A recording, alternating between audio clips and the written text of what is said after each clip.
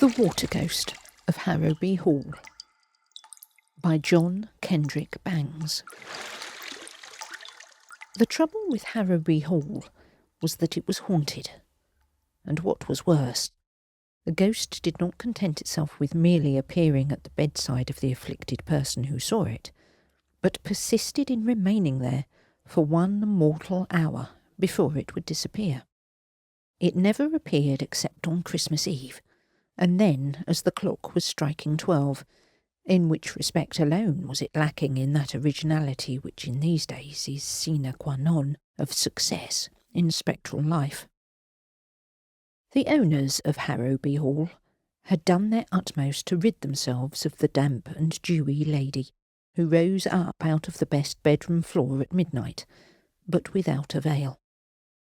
They had tried stopping the clock so that the ghost would not know when it was midnight, but she made her appearance just the same, with that fearful miasmatic personality of hers, and there she would stand until everything about her was thoroughly saturated. Then the owners of Harrowby Hall caulked up every crack in the floor with the very best quality hemp, and over this was placed layers of tar and canvas. The walls were made waterproof, and the doors and windows likewise, the proprietors having conceived the notion that the unexorcised lady would find it difficult to leak into the room after these precautions had been taken. But even this did not suffice. The following Christmas Eve she appeared as promptly as before, and frightened the occupant of the room quite out of his senses by sitting down alongside of him and gazing with her cavernous blue eyes into his. And he noticed, too, that in her long, aqueously bony fingers, bits of dripping seaweed were entwined, the ends hanging down, and these ends she drew across his forehead until he became like one insane. And then he swooned away, and was found unconscious in his bed the next morning by his host, simply saturated with sea-water and fright, from the combined effects of which he never recovered, dying 4 years later of pneumonia and nervous prostration at the age of 78. The next year, the master of Harrowby Hall decided not to have the best spare bedroom opened at all, thinking that perhaps the ghost's thirst for making herself disagreeable would be satisfied by haunting the furniture. But the plan was as unavailing as the many that had preceded it. The ghost appeared as usual in the room. That is, it was supposed she did, for the hangings were dripping wet the next morning, and in the parlour below the haunted room a great damp spot appeared on the ceiling.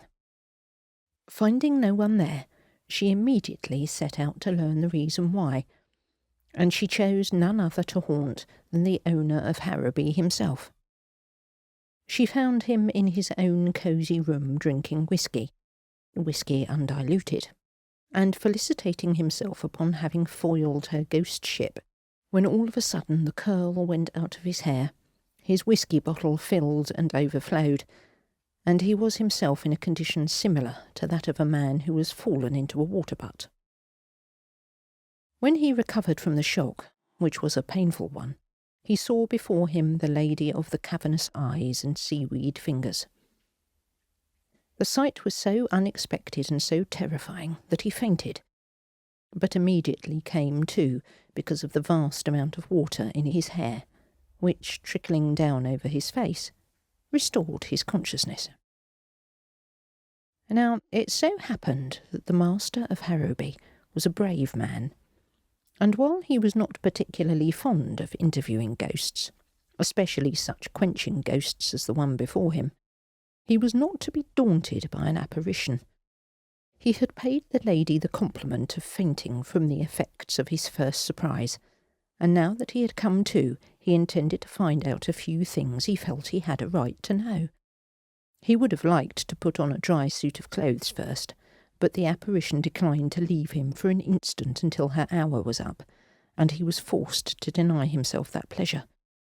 Every time he would move, she would follow him, with the result that everything she came in contact with got a ducking. In an effort to warm himself up, he approached the fire, An unfortunate move, as it turned out, because it brought the ghost directly over the fire, which was immediately extinguished. The whisky became utterly valueless as a comforter to his chilled system, because it was by this time diluted to a proportion of 90% water. The only thing he could do to ward off the evil effects of this encounter he did, and that was to swallow 10 2-grain quinine pills, which he managed to put in his mouth before the ghost had time to interfere. Having done this, he turned with some asperity to the ghost and said, "Far be it from me to be impolite to a woman, madam, but I'm hanged if it wouldn't please me better if you'd stop these infernal visits of yours to this house. Go sit out on the lake if you like that sort of thing. Soak the water butt if you wish. But do not, I implore you, come into a gentleman's house and saturate him and his possessions in this way. It's damned disagreeable." "Henry Hartwick Oglethorpe," said the ghost in a gurgling voice, "you don't know what you're talking about." "Madam," returned the unhappy householder, "I wish that remark was strictly truthful. I was talking about you. It would be shillings and pence, nay, pounds, in my pocket, madam, if I did not know you." "That is a bit of specious nonsense," returned the ghost, throwing a quart of indignation into the face of the master of Harrowby.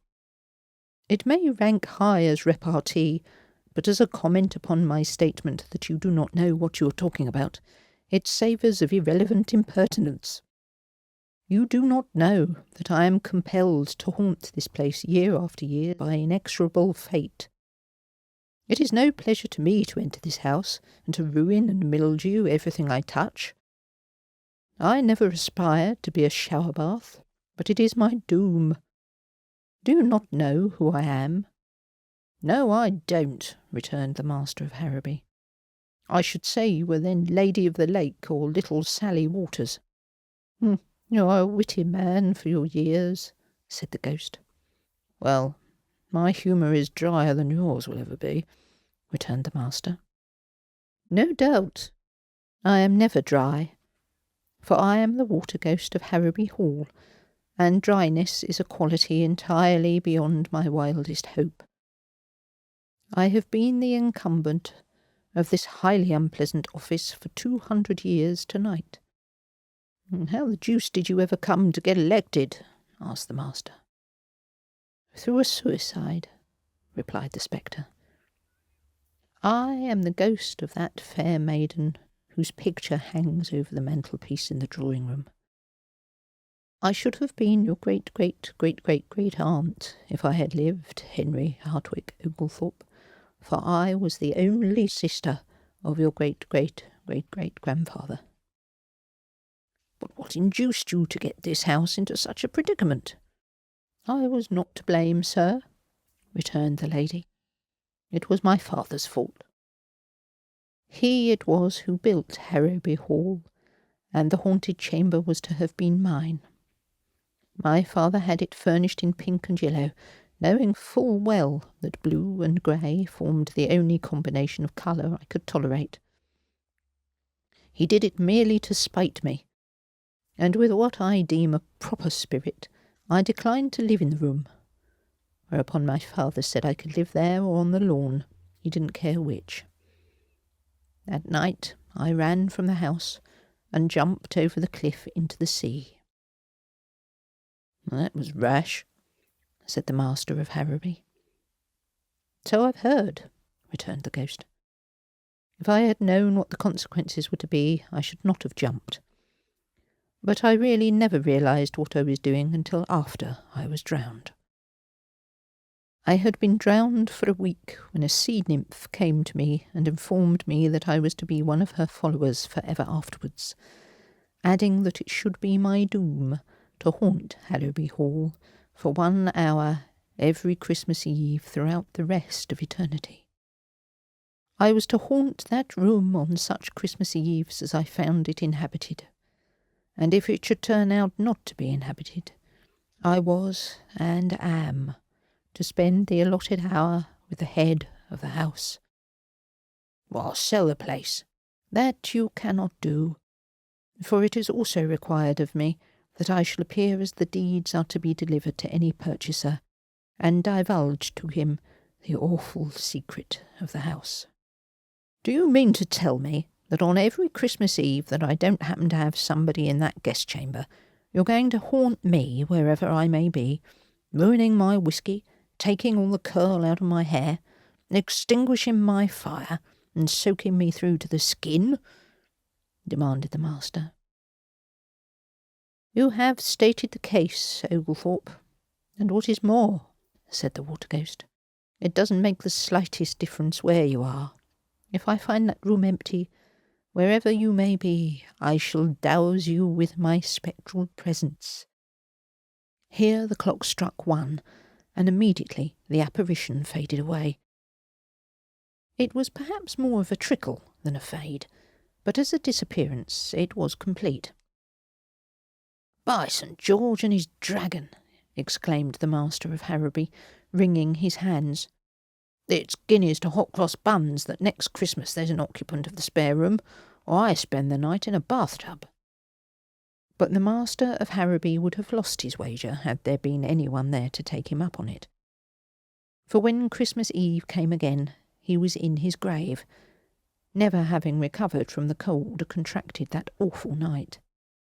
Harrowby Hall was closed, and the heir to the estate was in London, where to him in his chambers came the same experience that his father had gone through, saving only that being younger and stronger, he survived the shock. Everything in his rooms was ruined. His clocks were rusted in the works, a fine collection of watercolour drawings were entirely obliterated by the onslaught of the Waterghost, and what was worse, the apartments below his were drenched with the water soaking through the floors, a damage for which he was compelled to pay, and which resulted in his being requested by his landlady to vacate the premises immediately. The story of the visitation inflicted upon his family had gone abroad, and no one could be got to invite him out to any function save afternoon teas and receptions. Fathers of daughters declined to permit him to remain in their houses later than 8 o'clock at night, not knowing whether some emergency might arise in the supernatural world, which would require the unexpected appearance of the Waterghost on nights other than Christmas Eve, and before the mystic hour when weary churchyards, ignoring the rules which are supposed to govern polite society, began to yawn. Nor would the maids themselves have aught to do with him, fearing the destruction by the sudden incursion of aqueous femininity of the costumes which they held most dear. So the heir of Harrowby Hall resolved, as his ancestors for several generations before him had resolved, that something must be done. His first thought was to make one of his servants occupy the haunted room at the crucial moment, but in this he failed, because the servants themselves knew the history of that room and rebelled. None of his friends would consent to sacrifice their personal comfort to his, nor was there to be found in all England a man so poor as to be willing to occupy the doomed chamber on Christmas Eve for pay. Then the thought came to the heir to have the fireplace in the room enlarged, so that he might evaporate the ghost at its first appearance, and he was felicitating himself upon the ingenuity of this plan, when he remembered what his father had told him, how that no fire could withstand the lady's extremely contagious dampness. And then he bethought him of steam pipes. These, he remembered, could lie hundreds of feet deep in water, and still retain sufficient heat to drive the water away in vapour.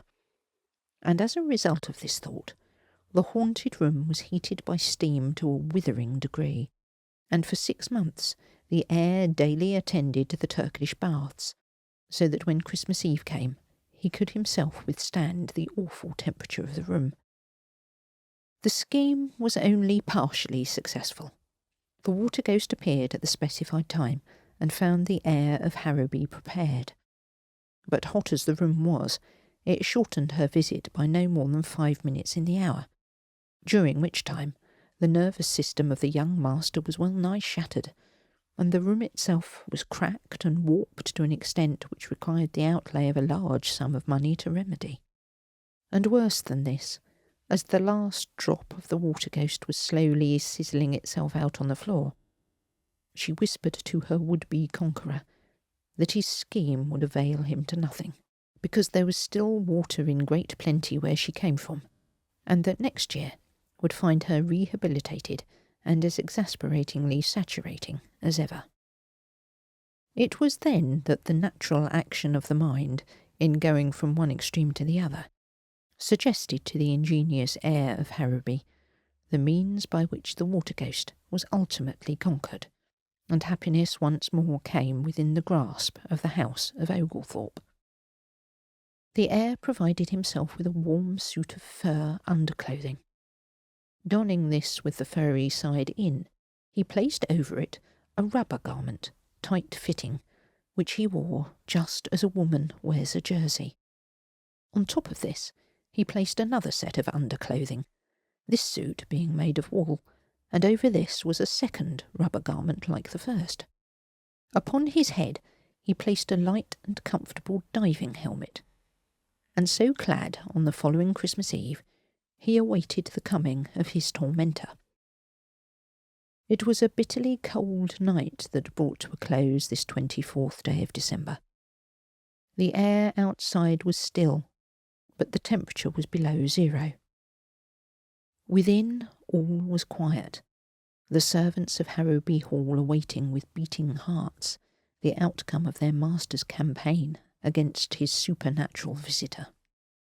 The master himself was lying on the bed in the haunted room, clad as has already been indicated, and then the clock clanged out the hour of 12. There was a sudden banging of doors. A blast of cold air swept through the halls. The door leading into the haunted chamber flew open. A splash was heard, and the Waterghost was seen standing at the side of the heir of Harrowby, from whose outer dress there streamed rivulets of water, but whose own person, deep down under the various garments he wore, was as dry and as warm as he could have wished. "Ha!" said the young man of Harrowby. "I'm glad to see you."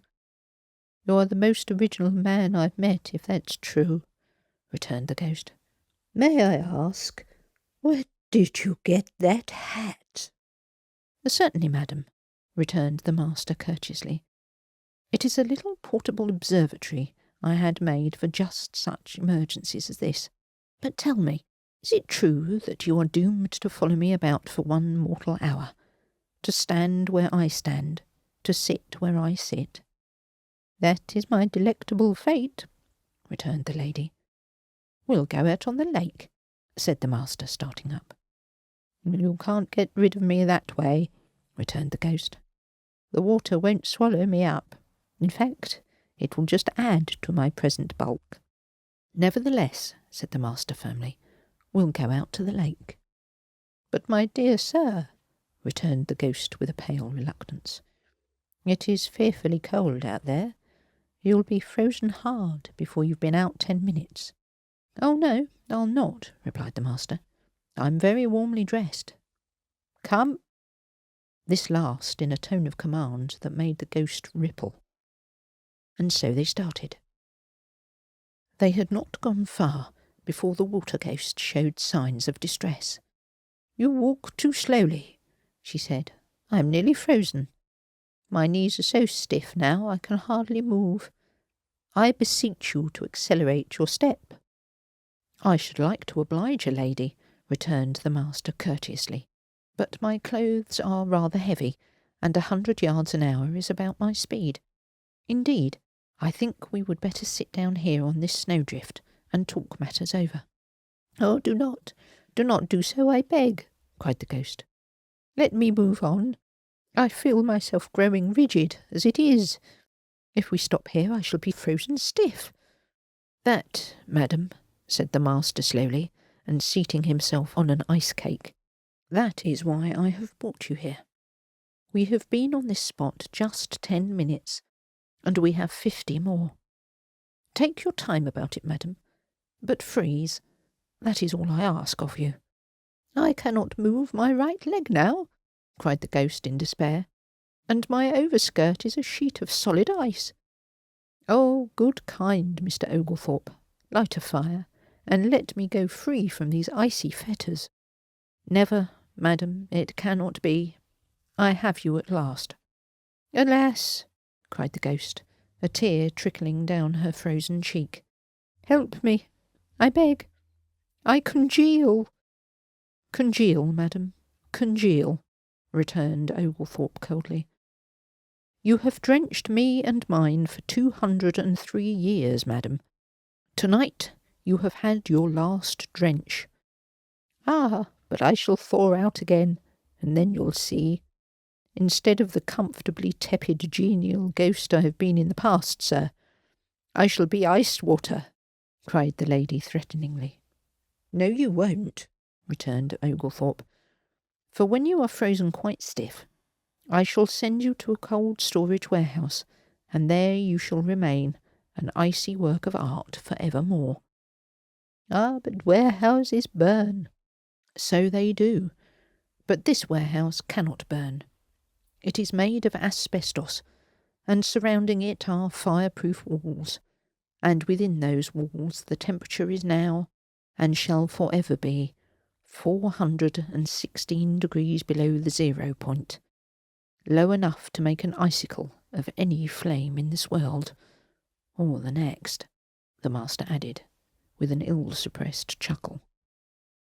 "Oh, for the last time, let me beseech you. I would go on my knees to you, Oglethorpe, were they not already frozen. I beg of you, do not do—" Here even the words froze on the water-ghost's lips, and the clock struck 1. There was a momentary tremor throughout the ice-bound form, and the moon, coming out from behind a cloud, shone down on the rigid figure of a beautiful woman sculptured in clear, transparent ice. There stood the ghost of Harrowby Hall, conquered by the cold, a prisoner for all time. The heir of Harrowby had won at last, and today, in a large storage house somewhere in London, stands the frigid form of one who will never again flood the house of Oglethorpe with woe and sea-water. As for the heir of Harrowby, his success in coping with the ghost has made him famous, a fame that still lingers about him, although his victory took place some 20 years ago. And so far from being unpopular with the fairer sex, as he was when we first met him, he has not only been married twice, but is to lead a third bride to the altar before the year is out.